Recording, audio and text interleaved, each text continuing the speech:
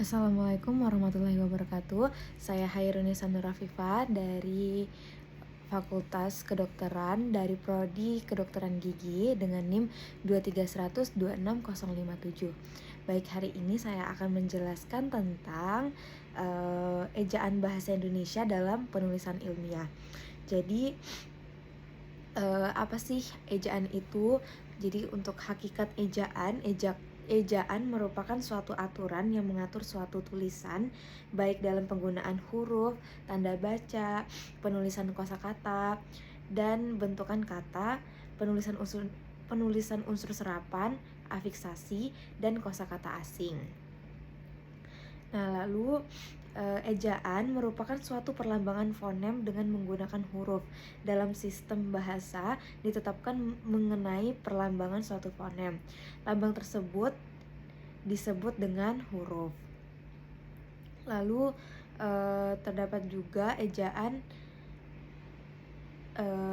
ketetapan ejaan mengenai morfologi seperti kata dasar, kata ulang, kata majemuk, kata berimbuhan, dan partikel-partikel, dan aturan mengenai tata cara menuliskan kalimat dan bagian kalimat menggunakan tanda baca seperti titik koma, lalu ada titik dua, tanda kutip, tanda tanya,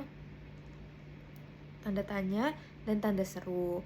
Lalu menurut Rokmansyah dan kawan-kawan di tahun 2019 ini, ejaan memiliki fungsi sebagai landasan pembakuan tata bahasa, kosakata, dan peristilahan setelah alat penyaring masuknya unsur-unsur bahasa lain ke dalam bahasa Indonesia. Selain itu, Mijianti menyatakan bahwa pelestarian bahasa Indonesia ini perlu dilakukan agar kedudukan bahasa Indonesia sebagai identitas bangsa Indonesia semakin menetap.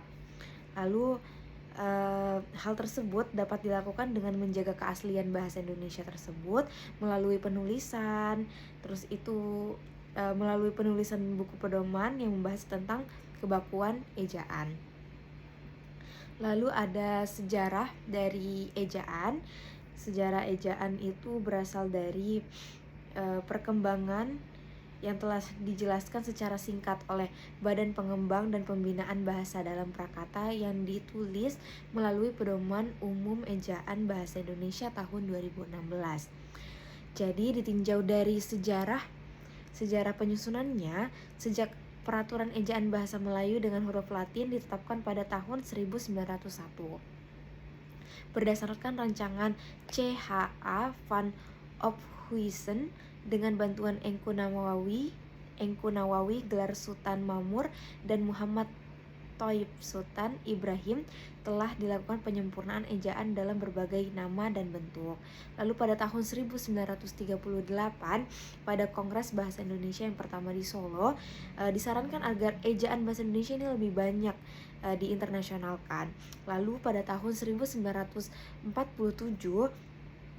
Suwandi, Menteri Pendidikan dan Kebudayaan pada masa itu, menetapkan dalam surat keputusannya tanggal 19 Maret 1947 nomor 264 bahwa perubahan bahan ejaan bahasa Indonesia dengan maksud membuat ejaan yang berlaku menjadi lebih sederhana. Lalu ejaan baru itu oleh masyarakat diberi julukan ejaan Republik. Nah, lalu Kongres Bahasa Indonesia yang kedua yang diprakarsai Menteri Muhammad Yamin diselenggarakan di Medan pada tahun 1954.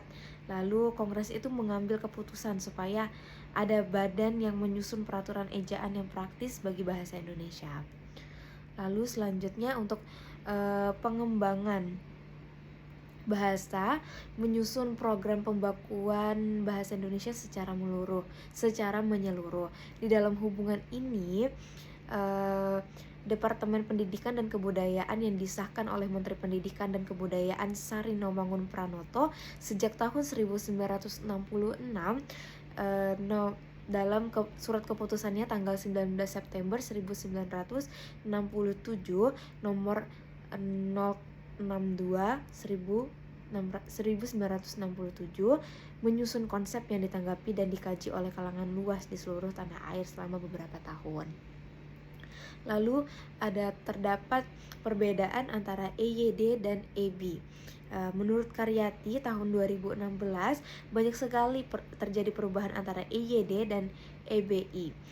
Adapun butir-butir perubahan dari pedoman umum EYD ke PUEBI ialah sebagai berikut. Yang pertama itu adalah untuk pengucapan pelafalan kata yang benar antara E dan E. Tuh. Misalnya anak-anak bermain di teras, bukan di teras. Tuh. Lalu diakritik E dilafalkan menjadi E, C. Kami menonton film seri, seri. E dilafalkan seperti E, seri. Lalu ada kecap dulu makanan itu, kecap, berarti kecap dulu makanan itu. Banyak sekali pengucapan yang benar, pelafalan diakritik tuh, misalnya E dan E gitu. Lalu mungkin itu saja yang dapat saya sampaikan untuk ejaan, untuk pembahasan ejaan dalam bahasa Indonesia ini. Mohon maaf bila ada salah kata. Wassalamualaikum warahmatullahi wabarakatuh.